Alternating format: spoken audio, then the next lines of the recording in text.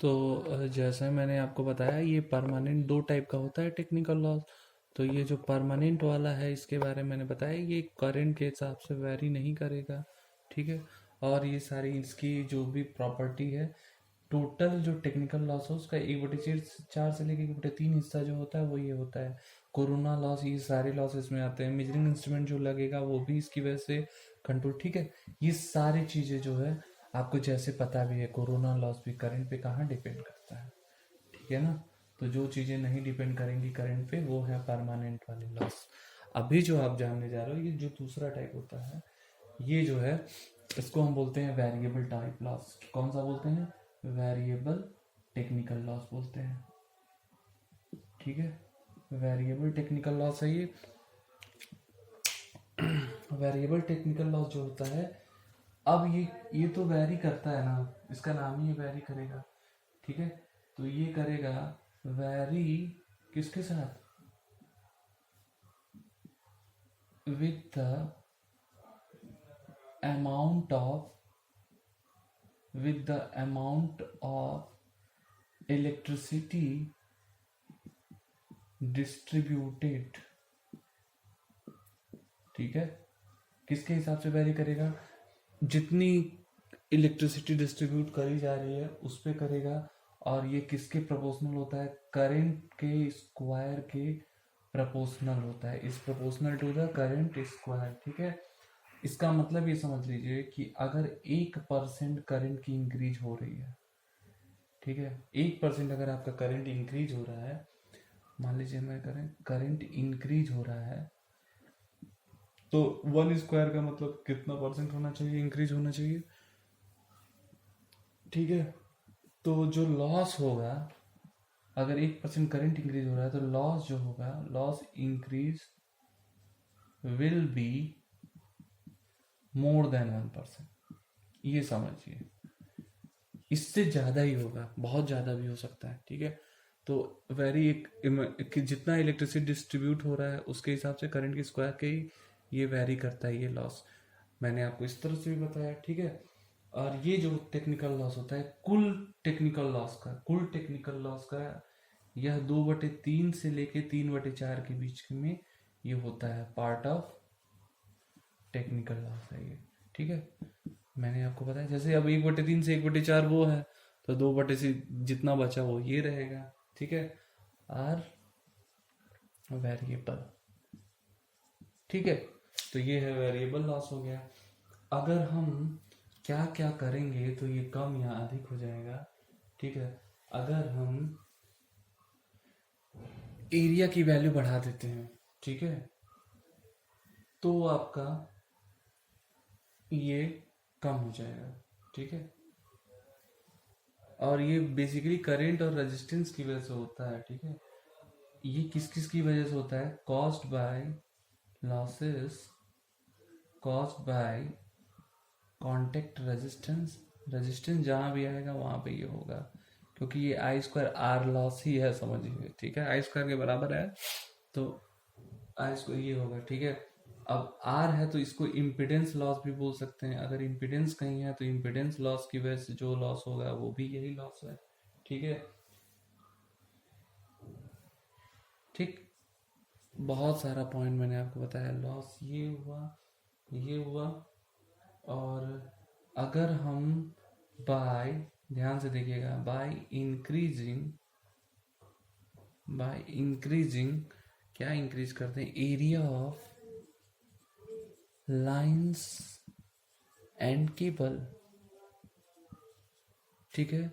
Area और line का अगर एरिया अगर हम बढ़ा देंगे तो क्या होगा? क्या इसका मतलब कॉन्सेप्ट होगा? बस ये समझिए, आर बराबर रो एल बाई ए होता है। अगर मैं एरिया की वैल्यू बढ़ा दूंगा तो इसकी वैल्यू डिक्रीज हो जाएगी। समझ रहे हैं ना। तो ये आपको पता है कि रेजिस्टेंस का इसमें बड़ा मैटर कर रहा है। रेजिस्टेंस हर जगह मैटर कर रहा है। तो अगर हम एरिया की वैल्यू को बढ़ा देते हैं तो लॉस आपका क्या हो जाएगा? कम हो जाएगा। Then loss will fall, losses will fall. ठीक है। तो अभी तक मैंने आपको बताया लॉसेस विल फॉल। देखिए ये मिसिंग हो गया है, लॉसेस विल फॉल। ठीक है। थोड़ा थोड़ा मिसिंग हो गया। इसको थोड़ा आप ध्यान दीजिए। Losses will fall, losses will fall, कम हो जाएगा, है ना। तो अब टेक्निकल के दो रीजन हो गए, दो पार्ट हो गए। अब क्या है,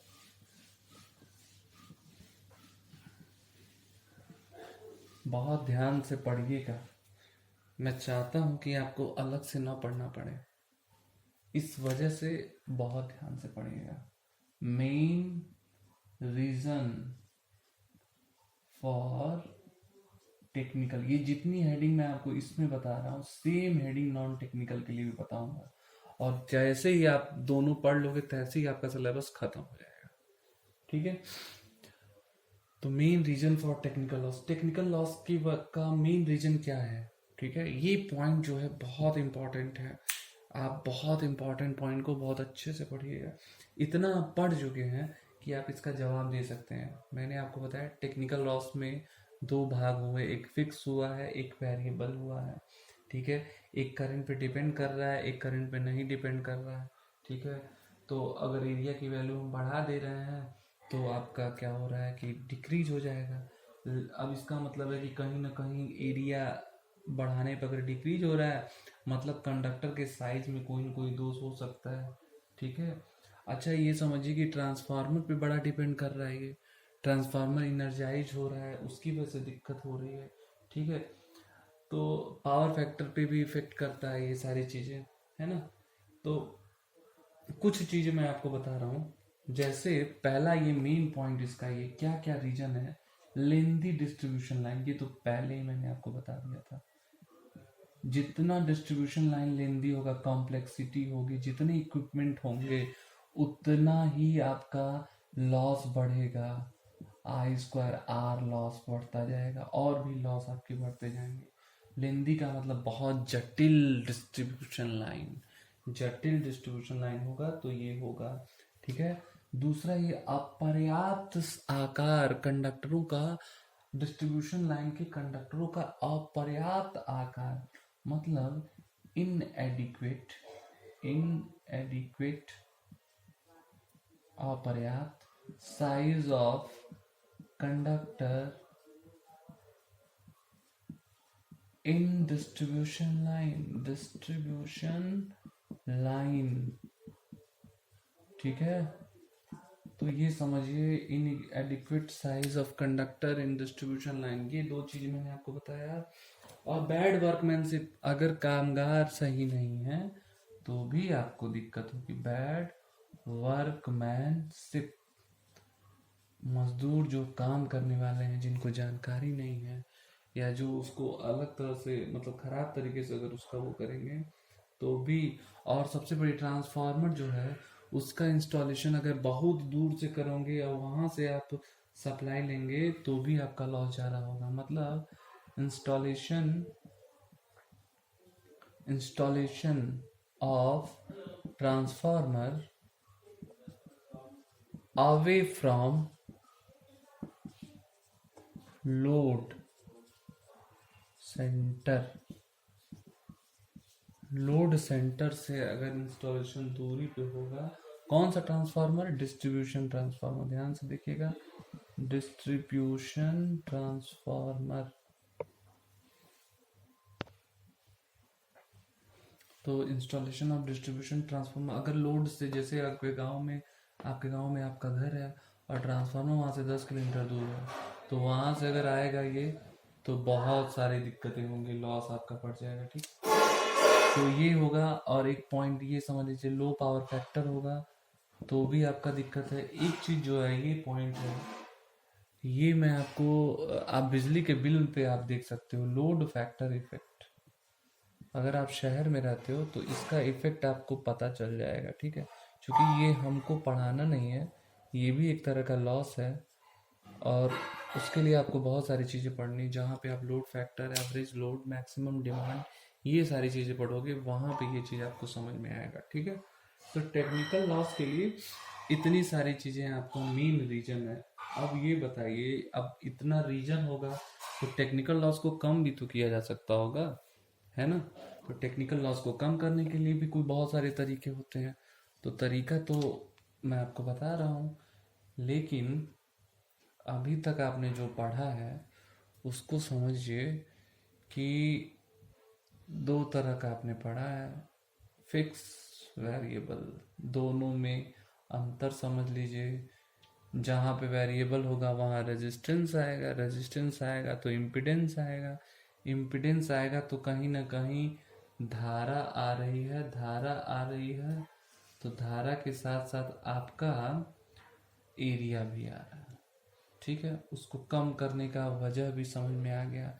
बहुत सारी दिक्कतें आ गई, अब रिड्यूस करने के लिए भी आप थोड़ा बहुत तो समझ गए। अच्छा, एक चीज़ ये जानो, जैसे ट्रांसफार्मर है ना, ये बड़ा इंपॉर्टेंट है जानना, क्योंकि बहुत सारी चीज़ें आप धीरे धीरे ही जानोगे। क्या जानना जरूरी है, जैसे मान लो हम लो वोल्टेज लाइन से सप्लाई ले रहे हैं, ठीक है, हमने ट्रांसफार्मर से लो वोल्टेज लाइन कर दिया है, लेकिन आपको एक चीज़ तो पता होगा कि ट्रांसफार्मर जैसे मान लो हाई वोल्टेज को लो वोल्टेज में चेंज कर रहा है, लेकिन हाई वोल्टेज को लो वोल्टेज में चेंज कर रहा है, लेकिन अगर जब हाई वोल्टेज होगा तो यहाँ करंट तो लो होगा, और लो वोल्टेज जब होगा तो करंट तो हाई होगा, तो जलने का, लॉस का तो चांस वहां ज्यादा है ना जहाँ पे हाई करंट होगा।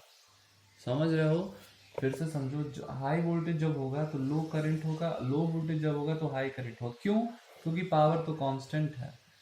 जैसे अगर मान लो मुझे 1000 वॉट पावर लेना है या वोल्ट एम्पियर पावर लेना है, तो यहाँ के लिए मान लो मेरा हाई वोल्टेज 100 है और करंट, सॉरी, यहाँ मान लो मेरा वोल्टेज जो है 500 है और करंट होगा 2, तो यहाँ के केस में जब लो वोल्टेज ले रहे हैं तो मान लो यहाँ पे हमने ले लिया 250, तो वोल्ट करंट कितना हो जाएगा? 4 हो जाएगा, मतलब ये डबल हो जा रहा है।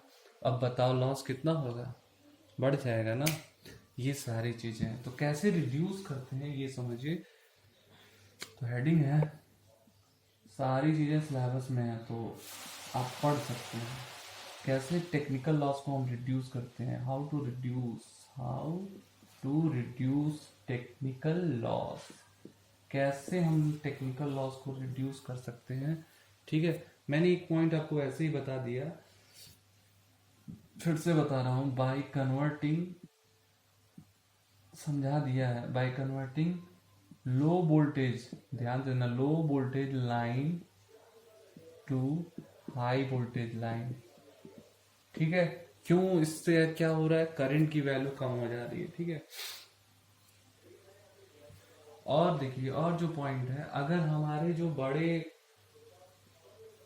बड़े जो कस्टमर हैं, ठीक है, वो डायरेक्टली फीडर से लाइन पा जाए तो उनके लिए तो लॉस कम हो जाएगा। ठीक है, क्योंकि अगर उनके लिए बड़ा तार बिछा के अलग से ले जाएंगे तो बहुत दिक्कत होगा। इससे अच्छा है कि डायरेक्टली फीडर से दे दिया जाए।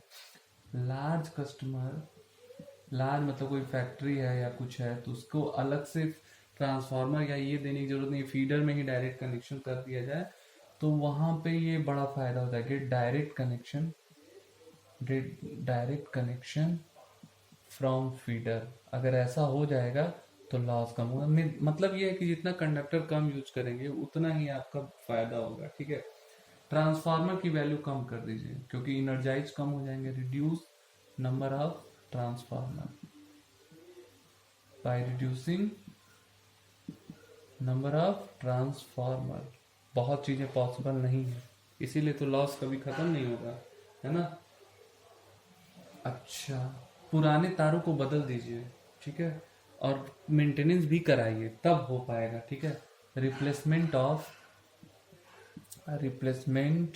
ऑफ ओल्ड कंडक्टर या वायर, ओल्ड वायर, पुराने कंडक्टर को आप बदल दीजिए।